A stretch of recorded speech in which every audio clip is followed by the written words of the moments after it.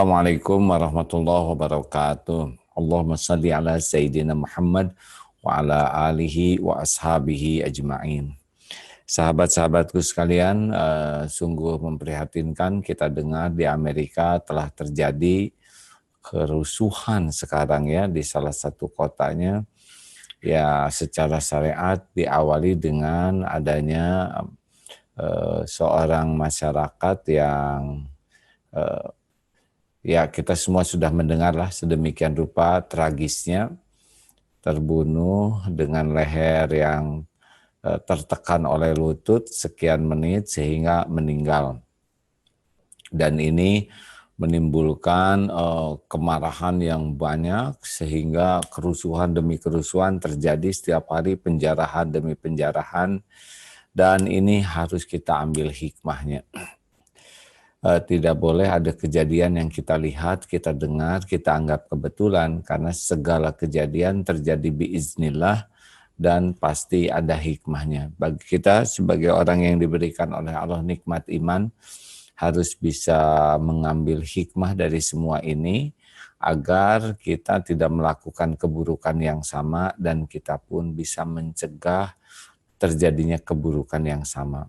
Oh, dan kita sedang menunggu tersambung dengan Ustadz Samsi Ali ya. Pak Samsi Ali ini yang sempat mengundang AA ke Amerika dengan waktu itu AA berdakwah berkeliling di Amerika, syariatnya juga beliau yang mengundang, memfasilitasi. Oh, waalaikumsalam warahmatullahi wabarakatuh. Sudah hadir ini. Apa kabar Ustaz? Aduh, Masya Allah. Gerak cepat ini. Hanya memerlukan 5 menit ini untuk bisa tersambung. Ya, para pemirsa yang budiman, para pendengar dan penyimak medsos, kali ini kita terhubung dengan Imam Samsi Ali dari Amerika Serikat. Assalamualaikum warahmatullahi wabarakatuh, Ustaz. Waalaikumsalam warahmatullahi wabarakatuh. Gimana sehat? Alhamdulillah. Ini di mana lokasi sekarang? Di mana ini lokasi? Di pesantren kah? Iya, ini lagi di pesantren di daerah Connecticut. Daerah Connecticut sekitar 2 jam dari kota New York. Ini baru dapat kiriman banyak. Ini kerusuhan ini terjadi di mana nih, Ustaz? Berapa jauh nih? Ya, jadi ini terjadi di Minnesota. Awalnya kemarin ada seorang warga hitam yang masuk ke sebuah toko yang kebetulan dimiliki oleh seorang Muslim Palestina.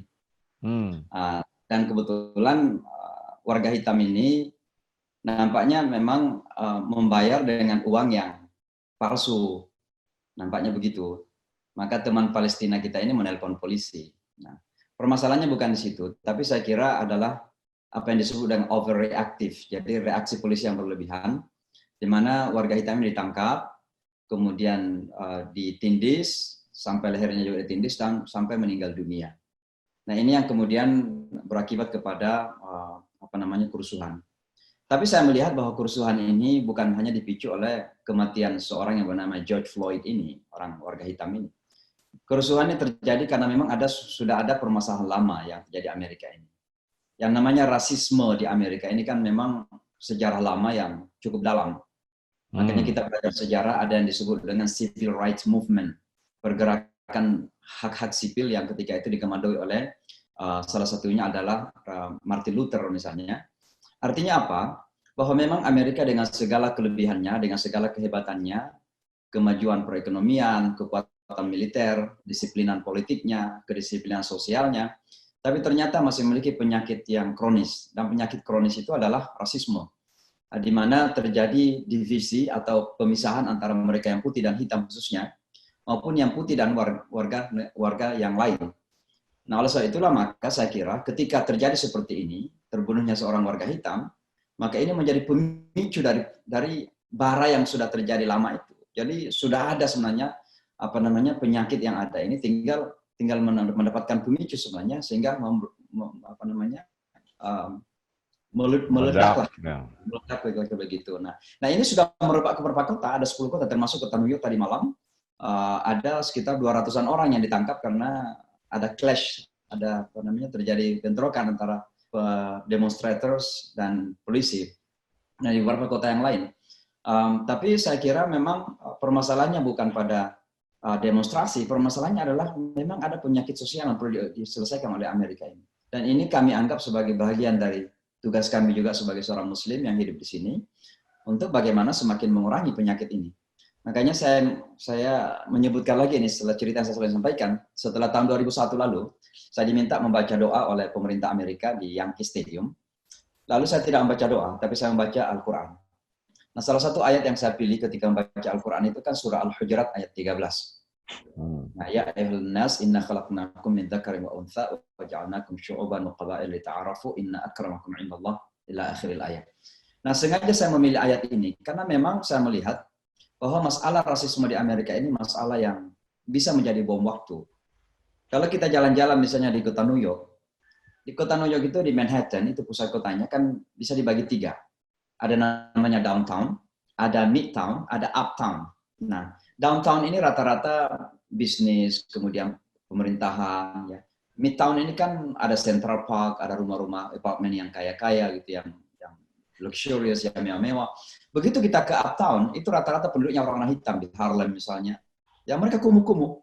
Nah, pertanyaan kita adalah kok bisa ya dalam satu kota kecil seperti itu punya pemerintah yang satu, kok bisa beda pembangunannya? Downtown, midtown, ke uptown.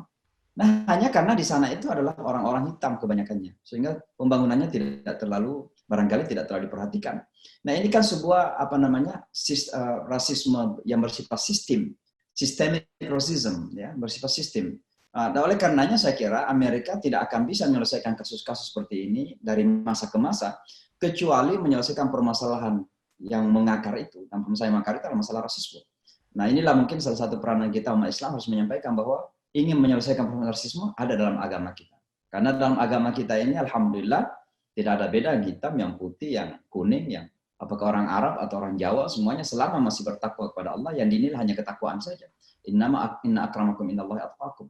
Nah, ini yang perlu kita terus-menerus sampaikan, alhamdulillah. Jadi akarnya di situ, kenapa terjadi kerusuhan-kerusuhan. Ya, benar. Memang ini kalau sebuah kejadian dan tidak ada sesuatu yang terpendam, ya, tidak akan meledak sehebat ini.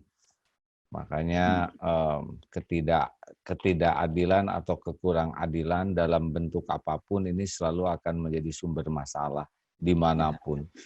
Jadi memang kan kadang dalam Islam kan i'dilu huwa aqrabu littaqwa. Berlaku adilah karena adil lebih dekat kepada takwa. Mudah-mudahan kita tidak terjadi di Indonesia kerusuhan buruk seperti ini, dan apa yang sekarang terjadi bisa diambil hikmahnya gitu ya. Tapi kan kemarin sudah pernah ada presiden kulit hitam, itu apa tidak membantu keadaan? Ustaz? Justru sebenarnya terpilihnya seorang presiden yang berkulit hitam campur putih karena ibunya orang putih itu. Obama itu kan keturunan Irlandia, ya, Irish ibunya dan bapaknya dari Kenya. Jadi sebenarnya hitam putih lah beliau itu. Nah, sehingga memang ada yang ekstrim hitam juga tidak terlalu menerima beliau, dan yang putih juga tidak menerima beliau. Ya. Tapi memang beliau punya kelebihan-kelebihan, anak muda yang sangat pintar sekali dan lihai, dan sehingga beliau bisa menang 2 periode. Tapi sebenarnya justru itu yang menjadikan kenapa kalangan mereka-mereka yang masih punya tendensi rasis ini semakin tidak senang. Dan mohon maaf saja, terpilihnya Donald Trump ini salah satu penyebabnya adalah karena balas dendam. Ya, balas dendam kepada kenyataan sejarah Amerika, kok bisa terjadi ada minoritas hitam, ya, kemudian terpilih jadi presiden. Nah, ini kita lihat begitu Donald Trump terpilih, hampir semua kebijakan yang pernah diambil oleh Barack Obama itu ingin dibalik, dihapuskan. Salah satu yang paling terkenal itu kan sistem kesehatan itu, jaminan kesehatan namanya Obamacare. Nah, itu ingin dihapuskan lagi. Kenapa ingin dihapus? Karena dan itu kita pahami dari gerak-gerik dan langkah-langkah yang diambil. Salah satu alasan utama adalah ingin menghapus dalam sejarah Amerika adanya yang dianggap berhasil dari kalangan non-white. Nah, itu kan tendensi rasisme. Ya. Jadi mulai dari Obama membangun hubungan relasi misalnya dengan Kuba. Itu juga dihapuskan, ya, membangun hubungan diplomatik dengan Kuba, dihapuskan lagi. Kemudian Obama mulai membangun diplomasi dengan Iran misalnya, juga kembali dihapuskan karena dianggap itu membahayakan Israel misalnya. Nah, banyaklah. Jadi saya kira memang sudah pernah ada warga kulit hitam yang terpilih, tapi justru itu kemudian menjadi pemicu kenapa mereka yang marah ini semakin marah. Nah, maka kemudian akibatnya kelihatanlah seperti terpilihnya seorang presiden yang cukup apa yang disebut dengan white supremacy itu. Ya, white, orang putih yang radikal, yang ekstrim, yang kemudian sering kali melakukan kekerasan-kekerasan. Termasuk apa yang terjadi di Selandia Baru, teman-teman kita ditembak itu kan inspirasi daripada white supremacy. Dan ini sebuah gerakan radikal dunia sekarang ini yang paling berbahaya, white supremacy. Dan ini diakui oleh intelijen dunia, bahwa white supremacy itu lebih berbahaya daripada ISIS. Karena ISIS itu banyak bersifat lokal, ada di Timur Tengah. Tapi white supremacy ini bersifat global. Maka mereka sendiri mengakui bahwa white supremacy ini adalah bahaya keamanan yang laten, yang sangat berbahaya jauh daripada ISIS. Dan itu yang tergambar sekarang di Amerika Serikat, terpilihnya politisi yang disebut dengan right wing dari kalangan ekstrem kanan, atau white nationalist dari kalangan putih yang sangat punya nasionalisme sempit. Nah, ini akibat daripada apa yang terjadi 2 periode lalu di mana Barack Obama terpilih sebagai presiden di Amerika Serikat. Dan dianggap Tapi sukses mungkin Barack Obama waktu itu ya, sehingga nambah kedengkian gitu. Ya, dalam beberapa hal memang ada keberhasilan-keberhasilan, khususnya mengangkat mereka-mereka yang marginalized, yang lemah, ya, kalangan orang-orang yang terpinggirkan ya. Nah, itu mulai terangkat. Jadi beberapa kebijakan-kebijakan yang dihasilkan itu cukup memberikan bantuan kepada mereka yang terpinggirkan, termasuk sistem keuangan yang selama ini ribanya terlalu mengganti, itu Barack Obama bisa mengurangi, bahwa mereka yang punya utang pada kapasitas tertentu itu bisa dihapuskan atau dibantu. Baik. Nah, kira-kira apa langkah umat Islam di sana nih? Ada kumpul-kumpul nggak umat Islam para tokohnya, bagaimana untuk bisa berkontribusi dalam hal ini sama-sama? Ya, jadi hari Minggu besok ini kita akan mengadakan pertemuan. Bagaimana kita akan bersikap menyikapi hal seperti ini. Saya sendiri selalu bersikap bahwa kita harus berada pada pihak yang menjembatani. Ya, kita jangan kemudian memperlihatkan diri bahwa kita berada di pihak yang satu. Ada beberapa teman-teman kita, khususnya dari Afro-American, ya tentu akan berada pada pihak yang demonstrasi sekarang ini dan akan melawan hegemoni orang-orang putih. Tapi saya sendiri selalu mengingatkan bahwa kita umat Islam ini harus menjadi umatan wasatan. Dan salah satu bentuk umatan wasatan itu adalah tetap berada pada posisi di mana kita menjembatani pihak-pihak yang mungkin berada pada sudut-sudut yang cukup ekstrim. Karena kita juga akui bahwa ada juga teman-teman hitam yang kemudian terlalu anti hanya karena kulit misalnya. Ini juga kita akui. Dan pada semua manusia itu ada kecenderungan seperti itu. Maka saya kira orang Islam ini jangan pernah kehilangan pegangan. Pegangan kita kebenaran. Pegangan kita kebenaran. Bukan karena kulitnya, bukan karena kelompoknya, bukan karena, tapi kebenaran. Di mana kebenaran berada, di situ kita berpihak. Maka saya senantiasa mengingatkan bahwa kita berada pada pihak jembatan, menjembatani, dan ini akan terus kita, hari Kamis nanti kita di kota New York ini, saya diundang oleh pemerintah kota untuk menjadi salah satu pembicara di dalam pertemuan virtual tentang bagaimana menyikapi permasalahan ini. Saya akan tetap menyampaikan hal seperti itu, bahwa kita tidak memihak kepada siapa-siapa, kita hanya memihak kepada keadilan dan kebenaran. Nah, oleh sebab itu, kalau kita lihat teman-teman hitam kita memang dizolimi, pasti kita akan membela. Tapi kalau misalnya kita lihat bahwa usaha dari polisi misalnya adalah memang untuk mengamankan, tentu kita bela juga tugas polisi yang mengamankan. Maka saya kira ini umat Islam harus tetap berada di situ, itu disebut dengan umatan wasatan saya kira. Masya Allah. Demikian ya para pendengar yang budiman, sahabat-sahabat sekalian. Dialog ini mudah-mudahan bisa menjadi jalan tafakur bagi kita. Apa yang bisa kita tafakuri ya? Kita tafakur syukur di Indonesia ya aman, tidak seperti itu, benar. Ya. Yang kedua, tapi yang paling penting dari semua tafakur ini adalah kita harus mengambil pelajaran bahwa kezaliman itu akan menjadi bahan ledakan jangka pendek, jangka panjang. Nah, ini tidak usah mikir terlalu besar tentang negara, tapi di rumah juga kita zolim tidak, ya.